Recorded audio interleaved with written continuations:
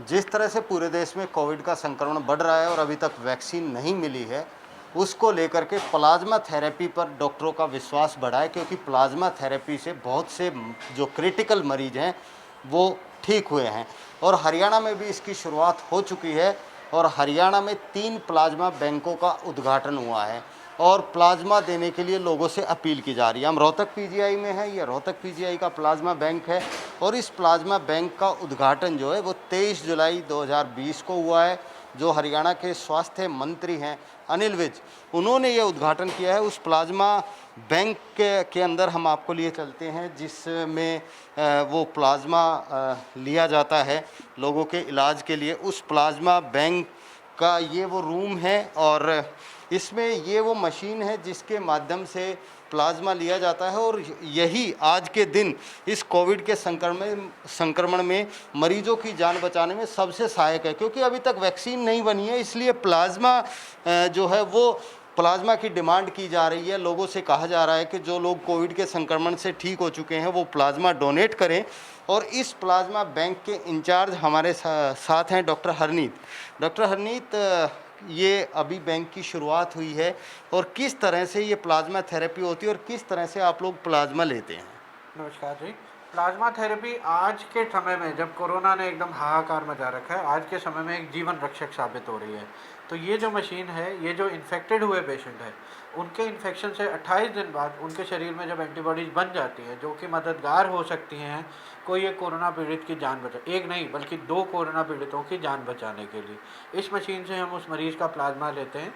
वो प्लाज्मा देकर उसकी जान को कोई खतरा नहीं होता, कोई कमज़ोरी नहीं होती, कोई किसी तरह की हानि नहीं होती, बल्कि एक ऐसा माध्यम बन जाता है जिससे जो कोरोना पीड़ित है, जो कि ऐसे सिम्टम्स में जा रहा है जिसमें उसकी जान को ज़्यादा खतरा हो सकता है, उसको देके हम उस 2 लोगों की जान बचा सकते हैं। डॉक्टर साहब, क्योंकि ब्लड डोनेशन करते वक्त बंदा नहीं डरता, तो प्लाज्मा कोई एक नया शब्द हो सकता है उन लोगों के लिए।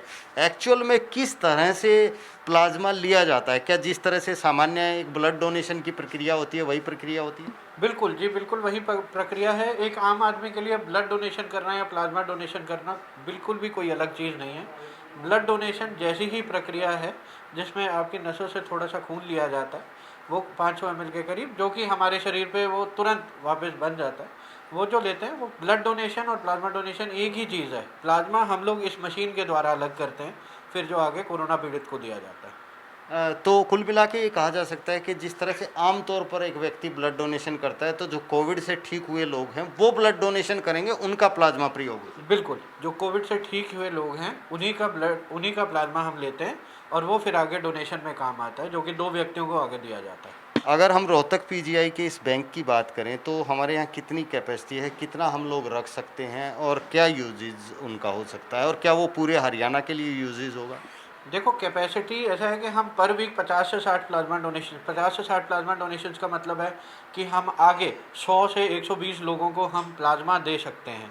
अभी प्राइमरीली तो हमारा लक्ष्य ये है कि पीजीआई को कैटर किया जाए, कि पीजीआई के जो मरीज़ हैं, क्योंकि पीजीआई एक बड़ा सेंटर है जहाँ पर लगभग हरियाणा भर से मरीज़ आ रहे हैं और दाखिल हो रहे हैं। उसके बाद जैसे जैसे ज़रूरत बढ़ रही है, उस हिसाब से हमारी कैपेसिटी भी हम इंक्रीज़ कर रहे हैं। तो अभी हम पीजीआई को कैटर करेंगे और उसके बाद धीरे धीरे बाकी सेंटर्स में भी हम भेज सकते हैं। हमारे अभी तक क्या हमने प्लाज्मा थेरेपी का प्रयोग कर लिया है रोहतक बिल्कुल पीजीआई? कर लिया है और बहुत अच्छे तरीके से प्रयोग कर लिया है। मैं आपको बताना चाहूँगा कि अब तक हमने जो पॉजिटिव हो चुके लोगों, ठीक हुए लोगों को कॉन्टैक्ट किया, उसमें से लगभग 120 लोगों को हम कॉन्टैक्ट कर चुके हैं, जिसमें से 60 से 70 लोग जो थे हामी भरी। अब तक जो डोनेशंस हुई हैं हमारी, उन डोनेशंस में हमारे 12 डोनेशंस हुए हैं, क्योंकि फ़िटनेस और वो सब चीज़ों को देखते हुए 12 डोनेशंस हुए हैं। एक स्लो और बिल्कुल सहज कदम भरते हुए हम चल रहे हैं और हमारे पास अभी भी स्टॉक में 13 लोगों के लिए बचा हुआ है और इम्प्रूवमेंट बहुत अच्छी देखी गई है उन पेशेंट्स में, खासकर कुछ पेशेंट जिनमें बहुत हाई अमाउंट ऑफ ऑक्सीजन हमें चाहिए होता है। उनमें हमने देखा है कि प्लाज्मा देने के 2 से 3 दिन के भीतर भीतर बहुत ही मिनिमलिस्टिक अमाउंट ऑफ ऑक्सीजन, जो कि एक नॉर्मल इंसान के बराबर की ऑक्सीजन है, उतनी ज़रूरत रह गई और हमें खुशी है कि वो पेशेंट ठीक हो रहे हैं। डॉक्टर साहब, अभी हमारे पास एक मशीन है और जिस तरह से संक्रमण बढ़ रहा है तो क्या और भी ज़रूरत पड़ सकती है? पहले तो प्रार्थना करें कि संक्रमण ना ही बढ़े, और अगर ज़रूरत पड़े तो अथॉरिटीज़ का और सरकार का साथ हमारे साथ है, तो हम ला सकते हैं। तो ये थे डॉक्टर हरनीत। इनका साफ तौर पर यही कहना है कि जो ये प्लाज्मा थेरेपी है ये बहुत सहायक सिद्ध हुई है इस कोरोना संक्रमण से बचने के लिए, क्योंकि वैक्सीन अभी तक बन नहीं पाई है और रोहतक पीजीआई में पूरी तैयारियां हैं। लोगों से ये अपील करते हैं कि ज़्यादा से ज़्यादा जो कोविड से ठीक हुए लोग हैं वो यहाँ पर प्लाज्मा डोनेट करें। डरने की किसी को ज़रूरत नहीं, जिस तरह से रक्तदान किया जाता है उसी तरह से रोहतक पीजीआई में रक्त लिया जाता है और उसके बाद प्लाज्मा अलग किया जाता है और इससे काफ़ी लोगों की जान बच सकती है। इसलिए लोगों को अवेयर होना होगा और जो कोविड से ठीक हुए लोग हैं वो ज़्यादा से ज़्यादा पहुँचे और अपना प्लाज्मा डोनेट करें ताकि लोगों की जान बचाई जा सके। कैमरामैन विक्रम के साथ मैं दीपक भारद्वाज, पंजाब केसरी टीवी, रोहतक।